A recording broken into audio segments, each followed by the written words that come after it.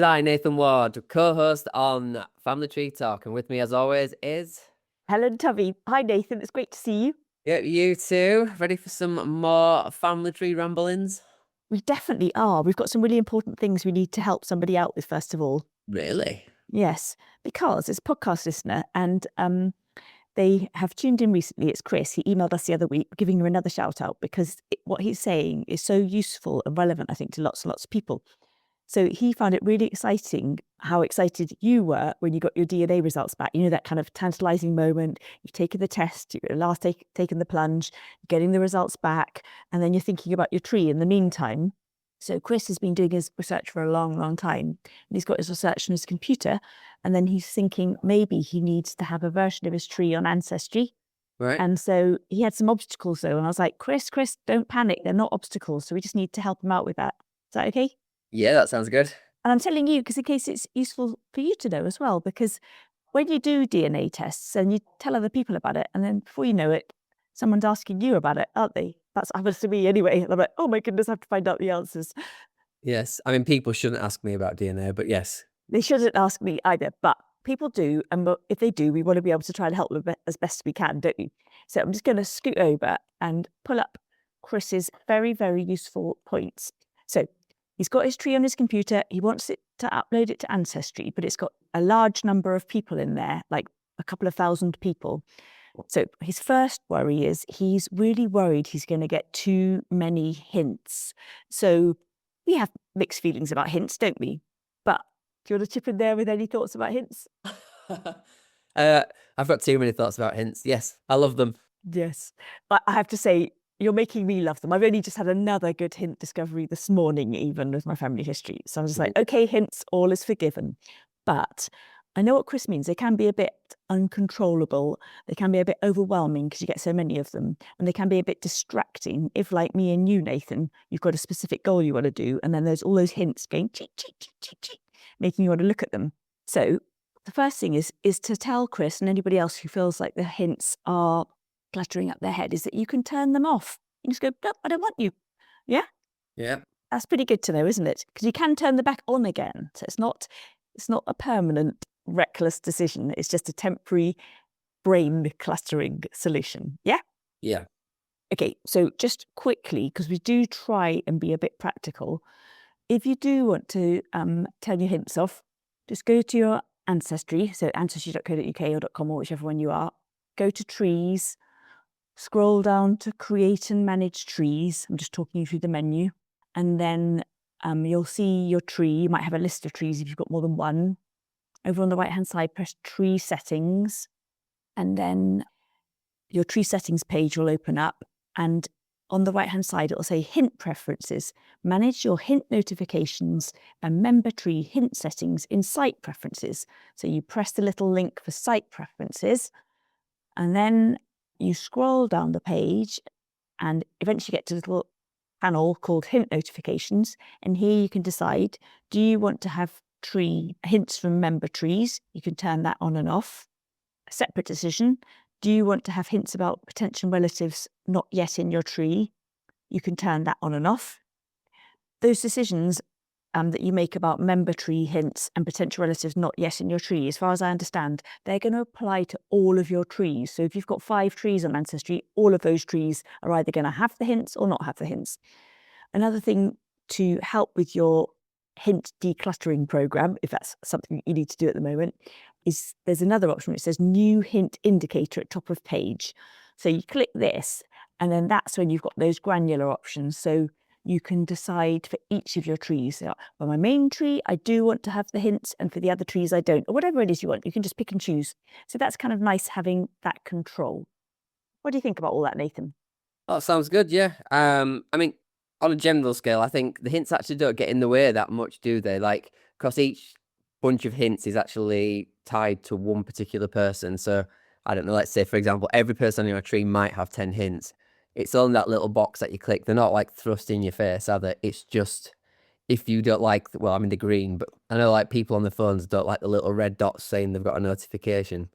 It's a green dot on this, isn't it, with a number in it? So you can just ignore them if you're can't be bothered to go through all the menu system. But it is nice to be able to turn them off. It makes it tidier, I guess, if that's what your focus is. Mm, mm. I mean, I do have mine. I have turned them off in the past. I have got them on at the moment, and they're good. They have their role, and I'm very pleased to use them. Well, I'm going to be probably debating this a little bit today because I've had a few Mm. interesting. Well, they're not interesting. It's just throwing me on the wrong track quite a lot at the moment.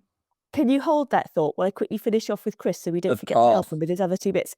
So he's got 3 points. That we've dealt with the first one. The second point was he was worried there might be too many people contacting him, to which I would say, Chris, don't worry about that. Normally what people's concern when they take a DNA test is that they're trying to contact other DNA matches and nobody's blooming well answering. So I think that's unlikely. If you are one of the rare number of people who do have too many fellow DNA matches contacting you, you can just send them a quick message back and go, you've got a lot of DNA learning and you've got a lot of family history on your plate at the moment, and you'll get back to them as soon as you can. Then they know you're not being rude, but they know that you're busy and got limited time, which is understandable. And then his last point is a really important point because he's got his tree on his computer, but because it's on his computer, he hadn't marked anybody as living, hadn't like deliberately made that decision to mark anyone as living. And so now he's worried when he uploads his tree to Ancestry, is he going to be showing all those living people's details? Because obviously that would be, you could really, well, you'd feel terrible towards your relations, and it's kind of against best practice. And Yeah. just living people's privacy is very important, isn't it? But luckily, Ancestry have this sorted. So whether you've marked people living or not on your own computer tree, when you create your GEGCOM and you upload your GEGCOM to Ancestry, let's say you are in that position as a family historian, you've already done lots of research before deciding to build your tree on Ancestry. Ancestry will look at all of the people in your tree, and anyone who was born within the last 100 years, or anyone who hasn't got a death detail on them, then they will automatically mark them as living. So they'll assume if you're born within the last 100 years and you haven't got a death, you're marked as living. And if it's a bit ambiguous, then they will look at the other relations around. So they'll look at the age of that person's parents and they'll make a deduction how old that person might be, but they will err on the side of caution. So you're going to find, so it could be that there is somebody who's deceased, you haven't put in their death date, but Ancestry's cautiously marked them as living for the minute, and you can go and amend your details and get them visible to other people. So the short answer is it's more controllable and safer than you might imagine, but definitely it's worth being wise and calm and considered before proceeding with anything in family history, isn't it? Yes. And as a side to that, you could actually make your tree private for when you start. Great tip. So Great. then once you've checked it all and you're happy, then you can make it public. Fantastic tip. Or you can keep it private entirely and then no one's going to get in touch with you. Yes. Yes. So, well, yes. So I think what the thing is, so you can do that. You can keep it private entirely and then no one will get in touch with you. But switching back to the DNA thing, then if you wanted to get common ancestor hints and through lines, then you need to attach your tree to you in your tree to your DNA match, so that then the Ancestry algorithm can look through your tree and they can look through your DNA matches trees and they can come up with these helpful possible avenues of research to follow up the common ancestor hints and the through lines. But if you have your tree completely private and unsearchable, then Ancestry can't do that. So you need to weigh out how important is it to get this. Is it, why have you taken your DNA test? So it's a personal decision. And that's great because they've made it so controllable for each of us. We've all got very different circumstances. We've got different expectations and needs, and we can mix and match it to try and get it to fit. Yeah. I mean, I've got my tree linked to my DNA and nobody's got in touch with me. So I was worried about it, but it hasn't happened yet. I've had a few nice conversations, literally just a few. I've had no horrible conversations. I have had a surprise relation in a fairly close time frame. And that was a positive, because that can be a more challenging experience. So that was nice and fine. When someone's not from, if for either party, because it's a surprise, isn't it? Yeah. Yes. It was nice. Unexpected. Yeah, unexpected. That was nice. So I haven't had, but each of us are different. And yeah, Chris is right to be judicious. Definitely. Yeah.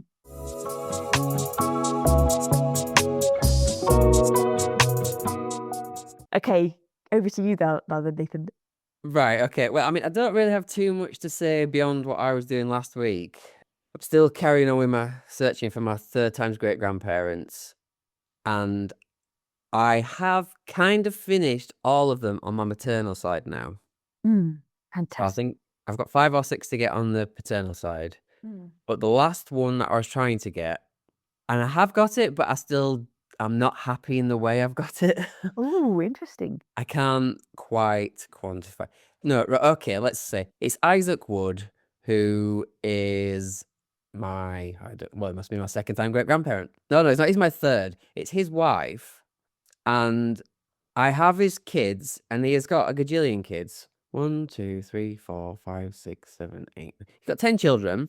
So Mm. I've obviously previously on the second time great grandparents, I've gone on, let's say my direct line's Thomas Wood. So I've got Thomas Wood, I've got his mum, I've got his dad, I've got all of his brothers and sisters. So I Mm. have all this information, yet I never put his mother in the tree. Mm. I didn't put her in the tree because I didn't have her maiden name. I don't know whether this is good or bad practice, but I don't like to put the mothers in if I don't know their maiden name. Mm. So her surname's Wood when she's married, Mm. but I don't like to put an entry in called Elizabeth Wood, for example, Mm. because it might confuse me or it might confuse the searches in my head. Like, oh, well, it's now looking for someone called Wood, but actually she's not. She's called Smith. So, anyway, I did all that ages ago, the second time great grandparents. And forgetting about the brothers and sisters, I'm looking for Isaac Wood marrying someone called Elizabeth and not finding it at all. Mm. I'm looking for those two on various censuses and not finding them at all prior to having children. Mm. At which point she's called Betty Wood at that point. And Mm. it's not tying together nicely. So backtracking a bit, I'm going all over the place here. But basically I came into this and I'm like, right, I'm finding my third time great grandparents, looking at Isaac, looking at allegedly Betty Wood, but I was going for the hints for Isaac and for Betty Wood. Mm. And they were sending me off on a tangent that was like, right, well, you're marrying somebody else called Wood, so it's not the same, it's not Isaac, although some of the children's names match up. But this is one of those things where I've gone so far with the research previously and stopped, forgotten all the names of all the children, forgotten all the links, and every single hint was like in, oh, this is in Eccleshill, this is in Bradford, and they all sound legitimate and very close to what they should be, and it was just confusing me like crazy. So the hints weren't helping me. It was just giving me lots of similar information that wasn't quite right, which was then confusing me because in my head I didn't have the back information present Mm. without, and I've Mm. stopped myself now. I've rectified the situation. It was a bit like the hint we got about using the GRO to look at siblings. Mm. I did the same thing, but on Ancestry. I went, right, okay, I'll go back. I know I've got Thomas and I know I've got his brothers and sisters. Therefore, they must have parents. Mm. So I went back to those guys, checked out their ages, made sure that they're related, and basically found out more information and found Isaac and Betty on a couple of more censuses, Mhm. but they were still married. Mm. And then, and I don't like to say this, but for some reason, I don't know whether it's because I haven't put the mother in, but all of Thomas Wood's siblings are called step or half on the Mm. tree. And yeah, birth of half sister, birth of half brother. Is that just because I haven't put a common mother in? Do you know, I don't know, and I don't have any personal experience of this because although I always say I'm a cautious researcher, if I found that Elizabeth, who looked as though she was my third time's great granny, and they're all living there in the census household, even though you're right, you're quite right to say you don't actually know whether she is the full mother, the birth mother of those children, because the children's relationship is only stated in relation to the head of the household, aren't they?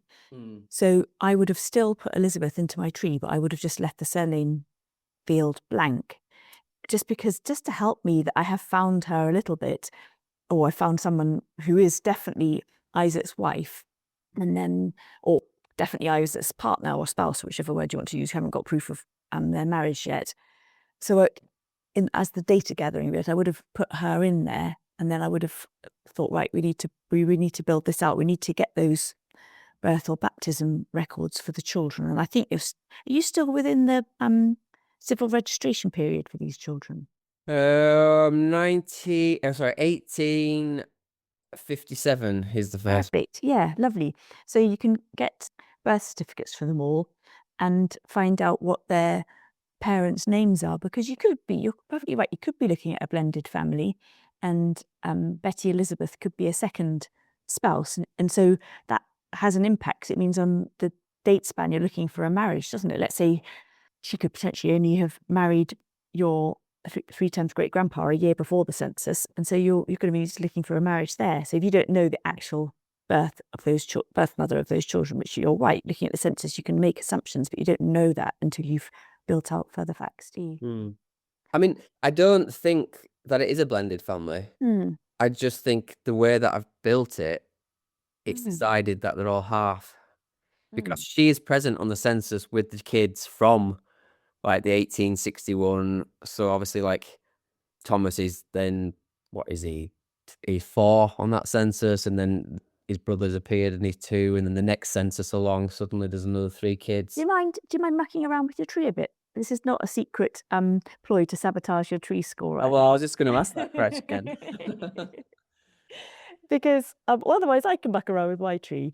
But why don't you put in Elizabeth and then see what it asks you to do? We can see when you add her as the spouse of Isaac. I have just done this. You've done that, perfect. Okay. So Elizabeth Betty Wood. Yeah, so I'd take off that Wood surname because that's not her maiden name, and tree building best practice, we should all have our maiden names in our surname field. But all the brothers and sisters still say half. But then I'm guessing if I were to go to, say, Hannah, for example, she's not going to have a mother. She hasn't got a mother. Is there a way I can wholesale add children and... Yes. So I think if you let's go back to Betty, or Elizabeth, whatever she's called, and go to her profile. So click on her and say, let's see. So these are lists. Scroll down. It's got a list of children. So this looks to be, she's got 4 children listed. And how many children do you think they should have in total? About 10. About 10. So I suspect you've only got one source there, one census, which is the 1881. So those are the 4 children which were living with the mum and dad on the 1881. Yes. The dad and the presumed mum, so mum and dad, yeah, whatever. And then, so the other children will be able to be added. So I don't know whether you can do it wholesale, or whether you're going to have to do it manually, or whether if you got from the other census records. It's interesting it's not picking them up. So they older children. On Isaac Wood, I've got obviously Betty now as the wife. Yeah. Then after 4 births, there's a gap to add another spouse, and I don't know why. So these 6 children aren't being associated with her. Is that just is that just because I've only got one document related to Elizabeth? From the census, when you've pulled in the information from there, I think it's inferred that. So let's look at these. Let's go back to the records and see what those 3 records. So on Betty's profile, you've only got the 1881 census. And then I think this is the problem. So on that other person you showed me, you have an 1861, an 1871, and an 1881. So I think if you had added Elizabeth, if she is there on the 1861 and 71, which I presume she is because her children start being born in the 1840s and 50s, then it should all link up. Yeah. But it's very confusing. Equally, I've only got Isaac on 3 censuses, and then, oh, these children are earlier. Oh, that is interesting. Oh, no. Yeah, but that makes sense because those children are born in the 1840s and 50s. Yeah. You're looking at the 1881 census, so they're going to be young adults by then. So they've just left home, so it's all right. So you need to look at the 1871 and 61, and then those children will click them, see what that links to. Who? Sorry. Click the 1871 census. So it links to a few more of the kids, doesn't it? And then click the 1861 census and see who that links to. Oh, yeah. Yeah. So you haven't linked in Betty. So open up that. Yes, that's the problem. It's just. So can I amend a record I've already linked to? Because that would be the quick option, wouldn't it? Yes, and I don't know the answer. So let's work it out.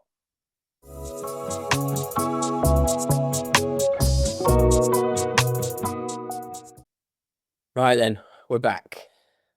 Okay, we're back after a little interlude, and we've made a lot of progress. Nathan, do you want to report what the problems were and what we did, or should we muddle through it together? Let's muddle through it together because I'm still very confused. So basically, I had Isaac Wood, and I didn't have his wife because I was scared to put her in because I didn't know her surname. I then decided to put her in because I'd found her on various censuses because of the siblings of my direct line of Thomas Wood. And then it's ended up creating loads of duplicate entries, which was a bit And it created lots of half siblings as well, didn't it? Because you were doing best practice. You didn't want to assume who this Elizabeth was. I think partly you didn't want to add her because you didn't have her maiden name. And also, you're right, she might not have been the birth mother of those children that you saw on the census, so you didn't want to add her. So what it meant was when you did add her, at that stage, Ancestry had already infiltrated or added, or whatever you want to say, all that census data to your tree. And then they're like, oh, so there's this Elizabeth, but she's not actually the birth mother. So you ended up with some of the Yeah. children marked as half siblings. We went into Elizabeth and found her on 3 censuses, added her because she wasn't added when Isaac was added, but that in turn created her with other children that were the same. So I ended up with duplicates on my tree. So we went into that, and basically then you've got your list down the side of relationships, and we had like Isaac and Elizabeth and then the children. This is under Isaac's account. But then under all the children, there was another gap for another spouse.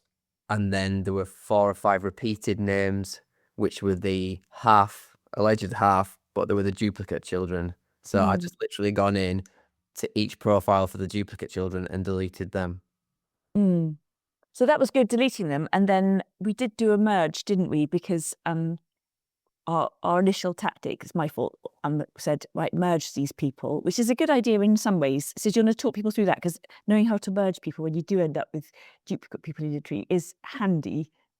I want to pursue this with you further, actually. So yes, it is worthwhile. So we had 2 Hannahs. Hannah was the first one we went to, and we're like, right, okay, let's merge them. So if you go to tools at the top right of your profile page, you can drop down. There's an option called merge with duplicate. When you click on that, it will give you the person's name, and you can then start typing in, if it hasn't already brought it up, the person you want to merge with. Then you'll click merge, and it will show you the information from person 1 and then the information from person 2. And then it combines the 2, which is great. And we did that for the first one. But then we realized that, luckily, for me at least, all these duplicate children, I didn't have any extra information for. It wasn't like I deeply researched them. So the information wouldn't be lost because there wasn't any. So it's quite a lucky situation from my perspective. So we could just delete them. But if you had loads of information on 2 different people, it'd be better to merge them. Totally. And you also had a really good insight, because the first time when we went to merge the 2 Hannahs, it was just chance which Hannah we chose, wasn't it? And then it said, if you merge them this way round, she's going to get the Hannah which we're retaining is going to get recorded with an alternate father, which is like, oh my goodness, sort one problem out, get another problem. And then you had the brainwave, didn't you, of just going back in, quickly retracing our steps, finding the other Hannah as the primary Hannah, and then making the other Hannah the secondary Hannah. And then we didn't have that alternate father. Yes, because she was the Hannah with more information. It was only one piece of information more, but it saved me having to go back and edit that information later on.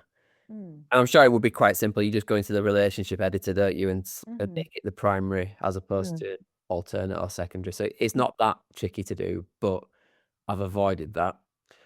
I feel a bit sweaty after that. I've got a 9.9 tree rating, and that was a mess. So terrifying. But we sorted it. We did sort it, and I think this is, it kind of, everything always ties into each other, doesn't it? So this is actually an accidental tie-in, but at the start, we started off trying to reassure Chris, like, don't panic. Your tree is much more controllable. The privacy settings, the hints, your actual research that you build is much more controllable than you think. And we do all make mistakes, inevitably, when we're doing our research. And so it's nice to know that they're sortable out, like that, deleting people, editing relationships, merging people.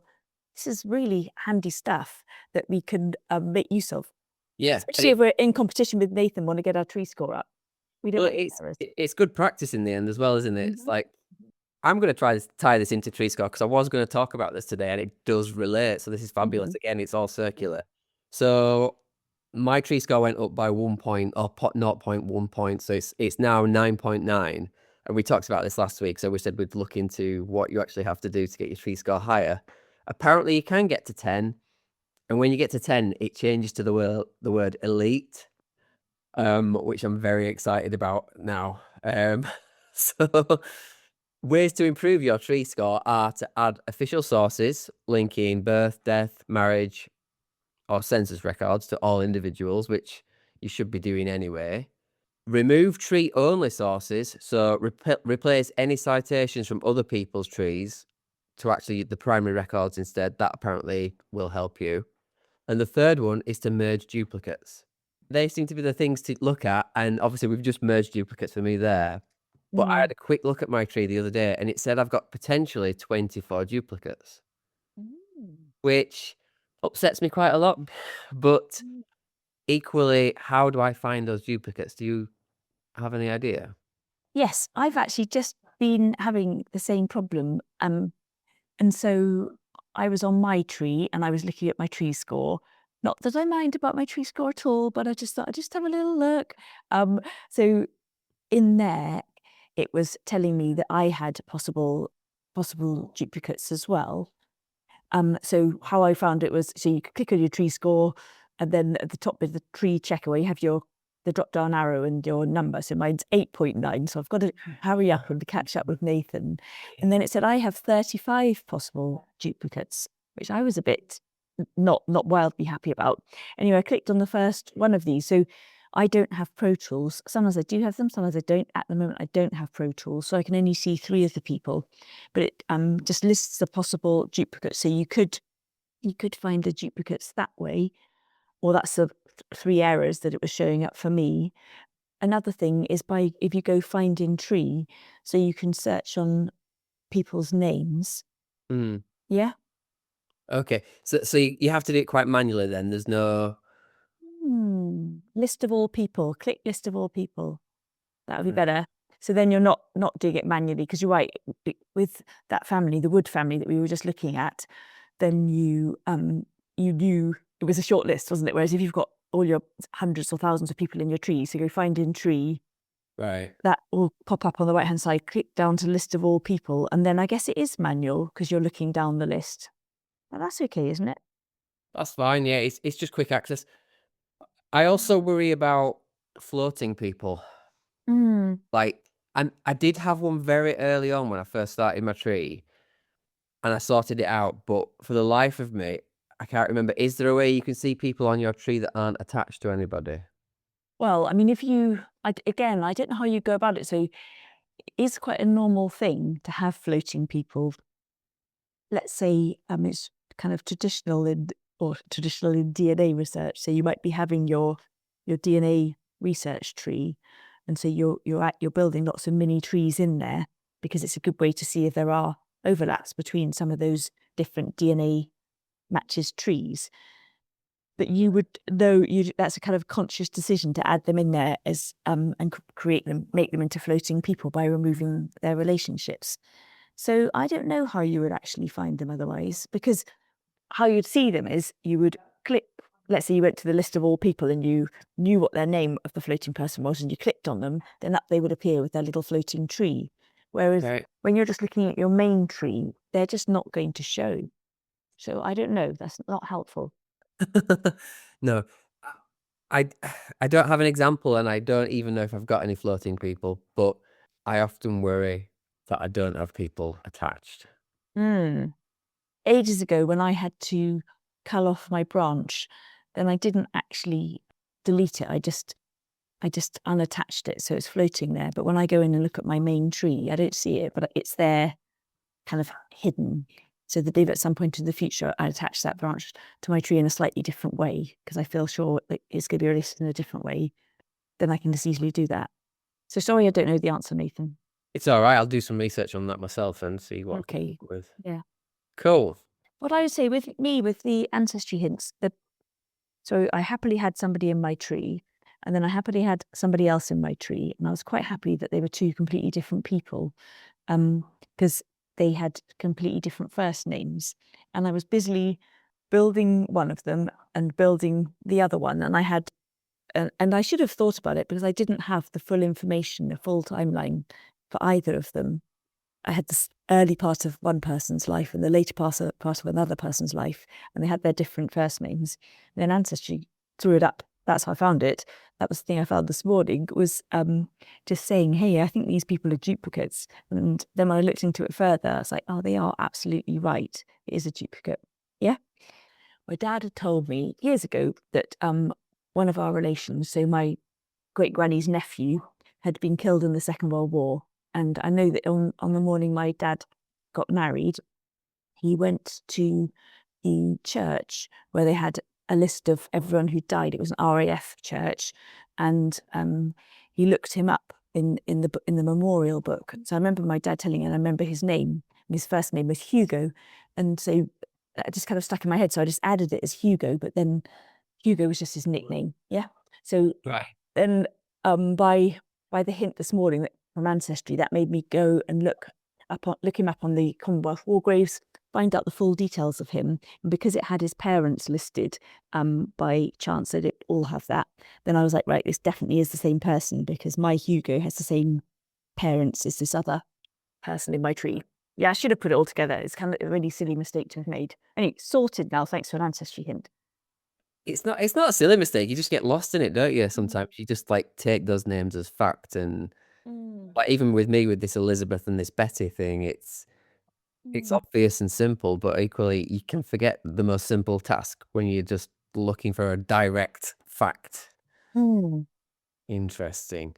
While I'm waffling, Nathan is going through his tree and he's scouring to see whether he's got any duplicates. Isn't that right, Nathan? I am. People called Neslin, which might be called Nelson. It's Why is upsetting me a lot, this actually. It's making me question everything. There's like slightly different variations in people's surnames, and obviously you've got the issue where everybody's named after the parent or the grandparent anyway. So Yeah. I've got 3 Anne Savills, for God's sakes. Oh no, 2 Anne Savills, 2 Amy's, but they're all born in different years, so that makes me feel quite happy. Like Yeah. there's at least 30 years in between. Yeah. I think this is good practice to do, though. Actually, I think once a blue moon, you should just rattle through and see if there are any that appear. You don't want to get so far in that the details are so deep that you're going to have to. I mean, that's terrifying. I've got 3 William Savills, and one of them's like born 9 years after the other. Oh, that's scary. Actually, I'm gonna write that one down. No, I think it's okay. You got a William Savile born in 1807, William Savile born 1835, William Savile born 1868. Oh, that is fine. Yeah, That's all right. Keep calm. That tree score is not for nothing. I think it's just talking to me and my hapless mistakes in my trees making you nervous you've got them. I think you're doing great. I've got 2 Philip S. Savills. They do look suspicious. Okay, They do. won't you? They look a bit suspicious. Yeah. And I think again, this is as much as this is worth doing. I'm aware that I've got fewer details for people. I've got a couple of 4th times great grandparents and 5th times who I've got no details about, so they could actually look like cheap duplicates. And like it seems that they do. The further back you go, it's more common to name your child directly after yourself. So they could be 2 generations. You've just got to be careful with everything, don't you? Oh boy. So Nathan looking through his list, just manually scanning, that's a good idea. If we find out a better way of doing it, we'll let anybody know. If anybody already knows a better way of doing it, then let us know, and then we can share that in a future episode of the podcast. And looking at the tree checker hints and just going through them, that's not a massive distraction. So if you don't have Pro Tools and you are only getting 3 people flagged up, if you sorted out 3 potential problems on your tree every week, that's pretty cool, because it gets refreshed, I think, every Wednesday. Yeah, I use that if I'm at a loss for what I want to do, which isn't often, but if I just want to do something quick, I'll go into that tree rating and it'll say 3 potential problems. But it doesn't really tell you the full details. It might just be that it doesn't have a source. And then you can at least look for a source or 2, and it just keeps you progressing your tree, doesn't it? I like it.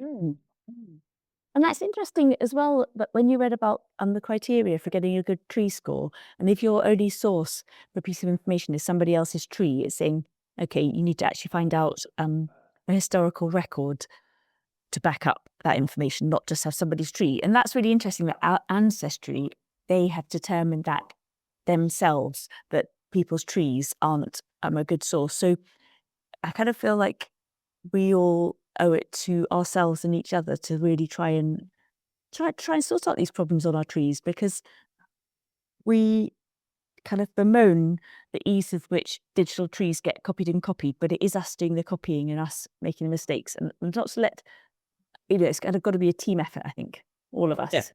Yeah, if everyone's working to that same goal and then we are all sharing, but we have citations that are proper, then it's only going to strengthen everyone's tree, isn't it? Just to set the cat amongst the pigeons, you could do really fantastic source-based research, but let's say you've made a mistake at some point and then you continue to build your perfect source-based research with the perfect sources attached. You could have a fantastic tree and a fantastic tree score and a great big blooper, and it could be completely wrong. So a little caveat. Just trying to give everyone sleepless nights now, aren't you? Yes, they could join me in the sleepless nights. Yeah. But it's all useful. It's useful to know. It is, it's good. I mean, we keep prattling on about it, but the tree score isn't vital, is it? But the element of good practice is really useful. And then if it's making me look for duplicates, then my tree is going to be tidier. And less confusing and more enjoyable for you to use and everything. Exactly. If you feel confident in what you've got in front of you, then it's going to make everything easier. It's interesting though, because my tree rating thing says that there's 17 potential duplicates. I wonder if that's just taking duplicate names into account, or whether it's got some other criteria. Because I've literally gone through my entire tree and I found what I would say 5 duplicates. But this morning, we have already just deleted at least 5 or 6 duplicates, didn't we? With those duplicate siblings. And it's probably not going to update the number until next Wednesday. So that'd be worth checking in next Wednesday. And it's probably will have updated itself. Okay, we'll do that. Let's see what happens. Yeah.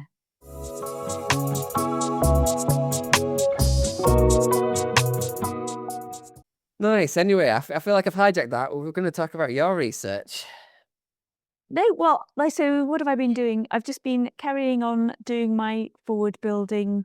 I have been, as you can tell, getting a tiny bit sidetracked with just looking at the hints in my tree score and but I didn't feel bad about it, because it's all part of a bigger picture to keep building my tree, making it more thorough, try and make it more accurate, more robust, I guess is the word. Yeah. Yeah. Good housekeeping. Yeah. So which is, it's contrary from me, because normally I am always on about the stories, and I'm had a little bit of, not a change of heart at all, but just sometimes you have to do the things which aren't your favoured line. Yeah. Yeah. It's good. I love that part of it now. Like I feel very focused in my goal at the moment, and it is actually stopping me from getting sidetracked. I'm not saying I don't, but I'm actually managing to just put pins in them and say, right, I'll come back to you later, as opposed to getting lost. That has been a big change of heart for me for this year, is to have one overarching goal at a time. Or I haven't actually got one, I've got a few, but normally I have 20 or even more. I didn't even know. It's just like continuously not spinning plates, but dropping plates. And then I end up feeling a bit sad and a bit pointless. And then now I've got a few things I'm trying to accomplish, and I feel much calmer about it. And there's some things I said, I will look at you, but in a few months' time. And I've realised you can't do everything. All those cliches. Just do a few things. It's going to be enjoyable. Will be worthwhile. Yeah. I think as well, time is a good thing, isn't it? Like obviously I've been doing this for over a year now. And when I first started, I would literally latch on to anything that I found because it was shiny and new, and I got excited about every single thing. And it's not that I'm not still excited about new documents or new people, but I've now calmed a bit and developed a bit more control as to how I react to seeing these new documents or new rabbit holes to go down. And that's making me hopefully a better researcher. Definitely. Like more and more, every episode that we have, then increasingly you're asking me questions. I'm like, I don't know the answer to that. And that's always been a bit of a theme of a podcast, but it's getting more and more like that. So so we're going to carry on with our good focused work, aren't we, over the coming week? Hopefully, yes. We're gonna have a nice tidy tree, and I've got, I think, five third times great grandparents to find on my paternal side. So I'd So like to think I could get at least half of them done before we next speak. But you never know, do you? And if anybody else has been going through sorting out any problems on their trees, I think it's okay. Like we do all have these little niggles and glitches. Probably there's nobody ever who doesn't. Yeah, I'm sure there isn't. So it's good to put our hands up, and then hopefully we can encourage other people to think it's not a bad thing to look back and correct the things on our tree. It's a good thing. Yeah. It certainly is. Yeah, it's like you're aware of them, but you can kind of like bury your head in the sand and say, "Oh, I'll just pretend it's not there." But just spending that half an hour just looking through or whatever, it will make a big difference, won't it? Make you feel more confident. Yes. Well, thanks for listening then. We've got lots of exciting things coming up, haven't we? We certainly do. We do. We always do. Pretty much every week we do. Looking ahead to next month, then we have talked a little bit today about DNA, and we've got some really good talks as part of our DNA Discoveries program. And if you're at the beginner end of the DNA journey, then we've got a 2-part session by Karen Evans, and one's well, they're both going to be focusing on Ancestry DNA and My Heritage DNA, and taking you on a guided tour around your match list and what it means, what you can find out, how the tools work. So that's super useful. And even if you've had your DNA test results back for a while, but you haven't kind of kept up with them and you're meaning to get back to them, it could be really good to have a refresh about how it all works. And then Donna Rutherford is going to be taking us on a tour around some of the key tools on DNA Painter. So that's more advanced learning, still very, very fascinating. And John Cleary is going to be taking us on a tour of Y-DNA. So even more advanced, putting your hand a bit deeper in your pocket to buy those Y-DNA tests, but well worth it on the quest to find out more about our pasts. Sounds fabulous. Really good, really, really good. There's going to be quite in-depth sessions. Partly they're 2-parters. Each speaker's doing 2 parts. Each session is an hour and a half. So it's kind of, they're meaty learning sessions. Really good. That sounds really good. Thanks for listening then. Bye-bye.